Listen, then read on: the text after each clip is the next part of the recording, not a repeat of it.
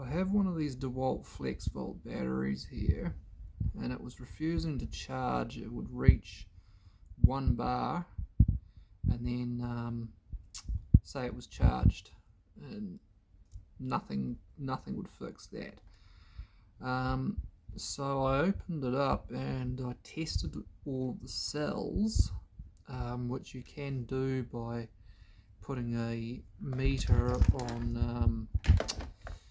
on these contacts. You can actually test each of the individual cells, of which there are 15. And in this particular instance, all of the cells were reading around about 3.5 volts. So there was no imbalance issue. They were all very much like super close to 3.5 volts. And that's where the charger was tapping out. It didn't want to go any further. So I knew it wasn't an imbalance issue, and at 3.5 volts, it's safe to say there is nothing wrong with the cells as far as I'm aware, because they should be able to be recharged getting down to 2.5 volts. So I knew that at that point it must have been something to do with the charge controller, which there's a very complex onboard charge controller on these Flexvolt batteries, which the 18 volt or 20 volt if you're an American, same thing, batteries, they don't have anything like that. The charge management is in the charger, but because there's 15 cells in here and it's still charging as if it was an 18 volt battery, there is a proper charge controller in here. So I started digging a bit deeper, and I noticed these little orange buggers. Okay, they're labeled TF. Those are fuses. They're surface mount fuses, and you have to scrape a little bit of this coating that they splurge all over the top of the components on this flexible circuit board. But I started testing these fuses, because each one of these lines going back to the charge controller for balancing has one of these fuses on there, and I found one that was open circuit. So I don't really want to I'll turn it around and I'll show you. I replaced the fuse with a blob of solder, because, you know, why not? And yeah, it's charging all tickety-boo. So something to look for. I have had one of these batteries fail in the past, and I found one of these things blown, and I didn't know at the time what it was, and I just couldn't be bothered trying to fix that. And the cells were way out of balance on that particular pack, so I kind of just abandoned it. I decided this time, because these things are quite expensive, I decided this time I was going to investigate it and find out why a battery with perfectly balanced cells was refusing to charge. And there we go, it's working now. So yeah, I would recommend being extremely careful if you're going to open one of these things, because there's a huge amount of energy in them. Don't try this at home.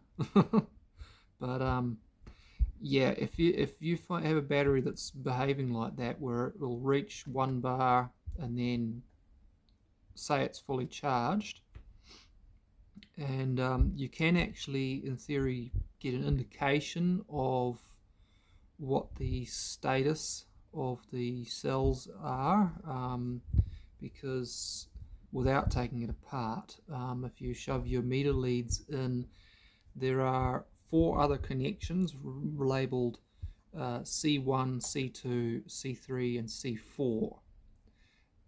In 18 volt mode, those ones are connections that go in between the 5 banks of cells. So if you combine that with, let's say you go B, there's a B minus and a B plus connection as well. So if you go to the let me see, I've just got this written down. So you go B plus to C4, that would be the first bank of cells. It should read somewhere between 2.5 and 4.2 volts. Then you go to your C3 to C4, measure that, and then so on, so forth until you get to B minus to C1, and that'll be your final. So that should allow you to be able to measure 5 separate banks of cells, bearing in mind when you're measuring it without opening the battery, you're measuring 3 cells at once because there are 15 cells in here and it's running in 18 volt mode.